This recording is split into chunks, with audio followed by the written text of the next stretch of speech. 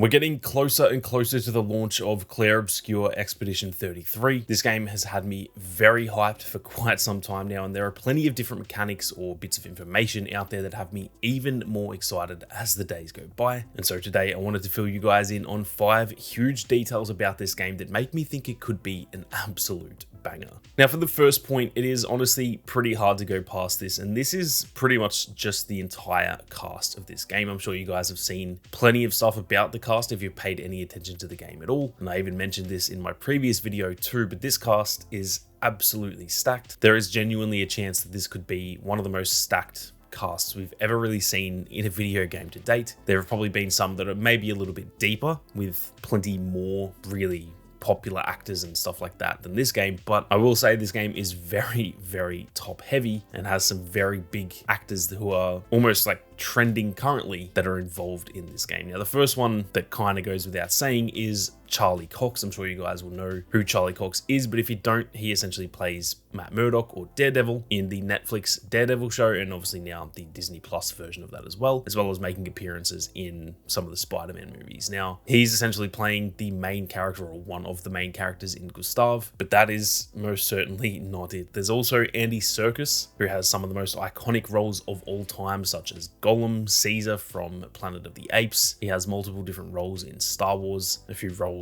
in Marvel. This guy has been pretty much all of the big CGI characters that you would have ever seen in terms of the early days anyway. Characters like Gollum, for example, kind of set the tone for those CGI characters, and he has realistically played some of those bigger roles because he is just so damn good at it. So that is another huge win for this game, having someone like Andy Serkis. He's actually my own favorite actor, so as soon as I saw him on the list, I knew that I had to play this game. There are also some really, really good voice actors who are more known for their stuff within the gaming industry. Obviously Charlie Cox and Andy Serkis are more like mainstream celebrities, I guess, where they're in TV and movies. But in terms of the gaming industry as well, there's also some very big names in here. There is Ben Starr, who's probably most famously known for Final Fantasy, as well as plenty of other big roles too. He has a fairly big role in the upcoming Hades 2, or technically that game's already out, but in early access. There's also Jennifer English, as well as Kirsty Ryder, both of who are in Baldur's Gate 3, which is obviously kind of one of the most successful games of all time, at least very much so in the last 5 to 10 years. And so that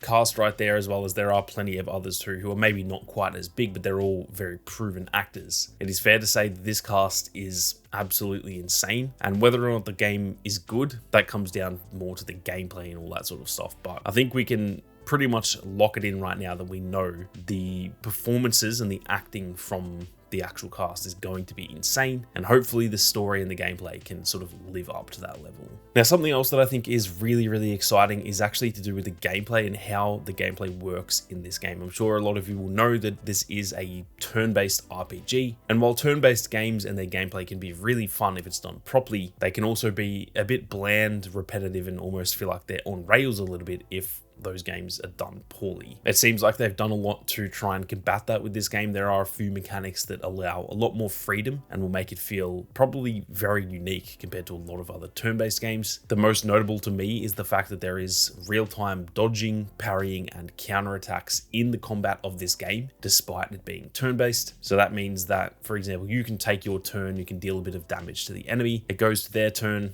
they'll try and attack you, but you can actually dodge at the right time or even parry, and it will straight up just like counter the move that they had. Now, I have to assume, obviously I haven't played, but I have to assume that they have put some sort of countermeasures in here so that you can't just do that every single time. Otherwise, that would be very overpowered to just kind of dodge every single attack from your enemies. But for me, that sounds really, really cool. If you have, say, 3 of these per battle that you can use and you're really low on health, maybe you only need to land 1 more attack, but the enemy has their turn. If you time it properly, you can dodge, avoid all that damage, and then land that final hit to get the win. So for me, that sounds really interesting. I'm very keen to see how that plays. They've also mentioned that the game has free aim targeting, rather than usually in a turn-based game, you kind of just press the attack button, for example, and it will do what you told the character to do, but you don't really get to aim where it goes and stuff. In this game, there is actually like enemy weak points and stuff, and you can freely aim your attacks at those weak points, giving you a little bit more of a say in what your attacks actually are, rather than just like choosing the attack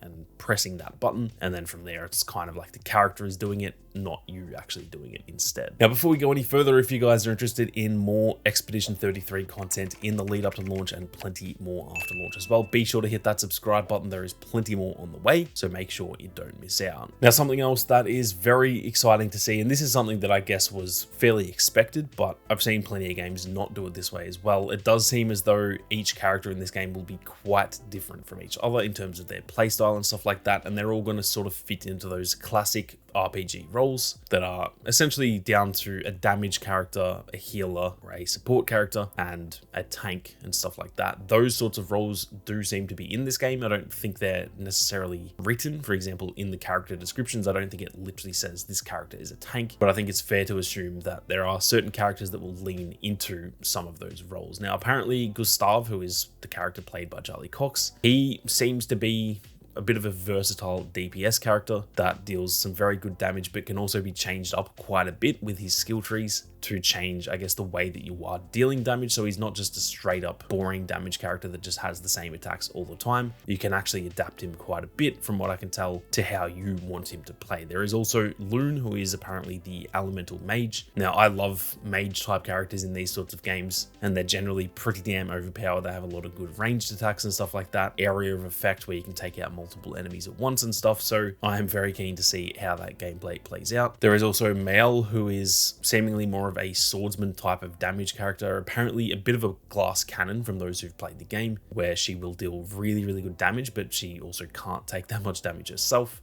And then another example that we've seen is that Ciel seems to be more of a support character who is focused on healing and buffs. There are some other characters in the game as well, so it seems like there will be plenty of different ways to play, and you can rest assured that once the game comes out, I'll be going into depth on how to best craft all of these characters to make them very, very powerful. From the gameplay that we've seen, it does look pretty reminiscent as well to Final Fantasy, where not all of the characters are generally going to be playable at once, or at least in some cases. Anyway, some missions you might be just stuck with 2 specific characters. Some you might get to choose between, if there's 6 to choose from and you can only pick 3. It seems like there will be a lot of difference in all of the different fights and stuff that we take part in, and it means we will most likely have to pick very carefully at times when entering a boss fight, for example, to make sure we're picking the right combo of characters, because if you just go all damage characters, for example, you are probably going to suffer quite a bit not having a healer or a mage or someone like that. Now, something else that I think is really exciting is that not only is this game made in Unreal Engine 5, which does have pros and cons, don't get me wrong, there is a lot that can kind of go wrong with UE5, mostly down to performance issues and stuff like that, though that has gotten a lot better over the last year or so. But on top of UE5, it is also making use of 2 great pieces of tech in Nanite and Lumen. Now, Nanite in layman's terms essentially just means you can have a lot of detail in these games, and essentially more polygons that the devs can actually work with without it actually slowing the game down and having performance issues. That's the issue with making games look so good and having way more polygons and stuff like that, is that it generally weighs the game down quite a bit, and that is generally where performance issues will come from either being poorly optimized or just having way too much detail. Now, Nanite kind of counteracts that a little bit. It doesn't guarantee that there won't be performance issues, but it does generally just improve that, meaning you can definitely up the detail without there being, I guess, as much of a chance of those performance issues, provided obviously the devs do a lot right when it comes to optimization. As for Lumen, that technology pretty much just makes use of real-time lighting within the game rather than the more like static or baked-in lighting that a lot of games generally do have, and they can still look absolutely great, but sometimes it does just feel a little bit more artificial. Lumen can often make the lighting look and feel a bit more realistic, which at the same time almost just defaults to that also looking better, because that is what we in the real world are generally used to seeing. So to our eyes, it just looks a little bit better. And this is not only with the actual global lighting as well, but even stuff like the particle lighting and stuff. So using a spell, for example, the lighting is a little bit more realistic and is done in real time rather than being baked into the game or static. And that is why when you guys are watching some of this gameplay, you can see that the lighting and the particle effects and stuff, it all looks absolutely awesome, and this Lumen technology is essentially why. Now, the last thing I wanted to mention is to do with the actual development team, that being Sandfall Interactive, and something that is absolutely insane to me. I mentioned this in my previous video, but there are apparently only 30 or so developers actually working on this game, which when you guys are watching this gameplay in the background, you're probably thinking the same as me and thinking, how the hell have only 30 people made a game look this good? For context, most big AAA type of games, the games from, for example, like your EA or your Ubisoft or Activision, those bigger companies who, granted, they don't really make a lot of great games these days, but generally their games are at least fairly solid. And a lot of those studios have often 300, 400, 500 developers, if not even more. For example, companies like Rockstar, they often have around like 1,000 developers working on these games. And so the fact that this is all seemingly done by around 30 developers is genuinely insane, and it is actually very exciting to see. It has me really rooting for this game because it just feels like if they can make a game look this good with only 30 developers, well, if this game sold really, really well and they made a bunch of money to be able to put more resources into their next game, hire a bunch more developers and stuff like that, just imagine what that team could do if this team with only 30 people has made a game that looks this good. So that is going to be very interesting to watch. There is the downside of it as well, in that with only 30 people, maybe they don't have the resources or the manpower to produce a game to the level that we all hope this actually turns out to be. So maybe it will lead to potential issues. We're going to have to wait and see, but it looks very, very good so far. And like I said, if this game is a success and they do that with only 30 people, imagine what they could do with 100, 150, 200 devs in whatever game they choose to make next. So it's going to be very exciting to watch, and I am definitely rooting for the team at Sandful Interactive that hopefully this game does really well. But that is going to do it for today's video, guys. I'm keen to hear all of your thoughts on the game so far, so be sure to leave your thoughts down below. But with that being said, thank you all very much for watching. You guys have a great day, and I'll catch you all in the next one.